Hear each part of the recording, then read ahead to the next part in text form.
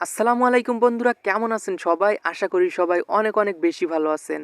তো আমি আজকে আপনাদেরকে একটি ডেড অ্যাসিড ব্যাটারি রিপেয়ার করে দেখিয়ে দেব বা এটিকে কনভার্ট করে একটি লিথিয়াম আয়ন ব্যাটারি তৈরি করব। তো ভিউয়ার চলুন ভিডিওটি শুরু করা যাক। তো এটি হলো 12 ভোল্ট 7 অ্যাম্পিয়ারের একটি অ্যাসিড ব্যাটারি। তো দীর্ঘদিন ব্যবহারের ফলে ব্যাটারিটি এখন ড্যামেজ হয়ে গেছে। তো এটিকে আমরা এখন রিপেয়ার করব। তো প্রথমে এর উপরের অংশটিকে কেটে ফেলতে হবে। তো আমি একটি বেলেট দিয়ে এর উপরের অংশটিকে কেটে নিলাম। এরপরের ভিতরের অংশগুলোকে পরিষ্কার করতে হবে।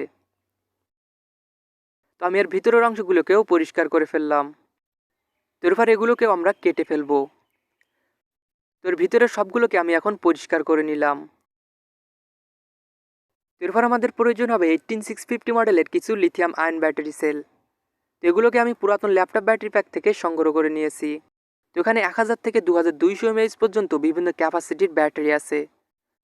তো এই ব্যাটারি সেলগুলোকে আমরা এমনভাবে সাজাবো যাতে প্যারালাল ব্যাটারিগুলোর গড় ক্যাপাসিটি সমান থাকে।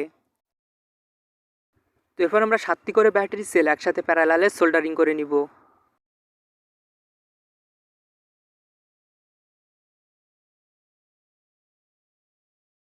তো এই 7টি ব্যাটারির গড় ক্যাপাসিটি প্রায় 8 এম্পিয়ার। তো আপনি প্যারালাল ব্যাটারিগুলোর গড় ক্যাপাসিটি সমান রাখার চেষ্টা করবেন, তাহলে ব্যাটারি প্যাকটি লম্বা সময় ব্যাকআপ দিতে পারবে। তো মাঝখানের ব্যাটারি সেলগুলোর নেগেটিভকে উপরের দিকে রাখবো। এরপর ব্যাটারি সেলগুলোকে সিরিজে সংযুক্ত করে 12 ভোল্ট ব্যাটারি প্যাক তৈরি করব। তো টেপ দিয়ে ব্যাটারি সেলগুলোকে একসাথে সংযুক্ত করে নিলাম।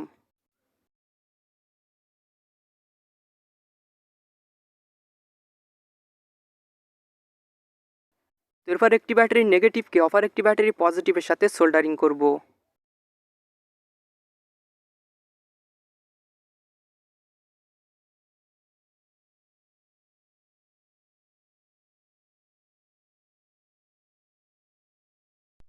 তো বিপরীত পাশেও আমরা সেমভাবে সোল্ডারিং করব।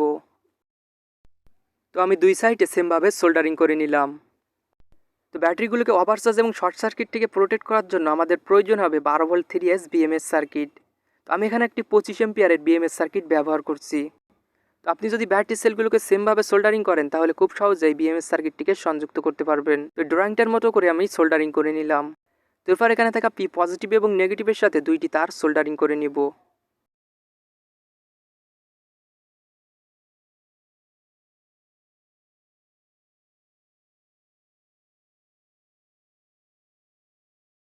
এরপর আমরা ব্যাটারি সেলগুলোকে ব্যাটারি কেসিংয়ের ভিতরে সংযুক্ত করে নিলাম। এরপর এখানে থাকা পজিটিভ এবং নেগেটিভের সাথে তার দুইটিকে সোল্ডারিং করে নিব। তো আমি এর সাথে তার দুইটি সোল্ডারিং করে নিলাম। এরপর আমরা গ্লু দিয়ে ব্যাটারি এবং উপরের অংশটিকে সংযুক্ত করে নিব।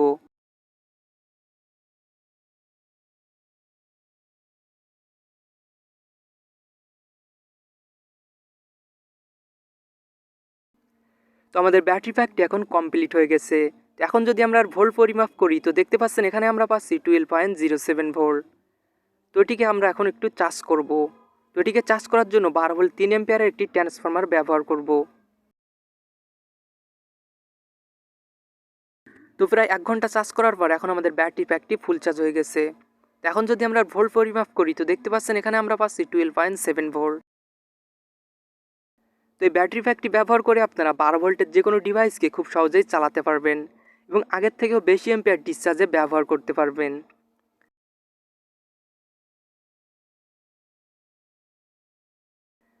তো বন্ধুরা, ভিডিওটি ভালো লাগলে অবশ্যই একটি লাইক করবেন আর এরকম নতুন নতুন ভিডিও পেতে চাইলে চ্যানেলটি সাবস্ক্রাইব করে পাশে থাকা বেল আইকন অল প্রেস করে দিবেন। তো ভিউয়ার সকলে ভালো থাকবেন, সুস্থ থাকবেন এবং সাথেই থাকবেন।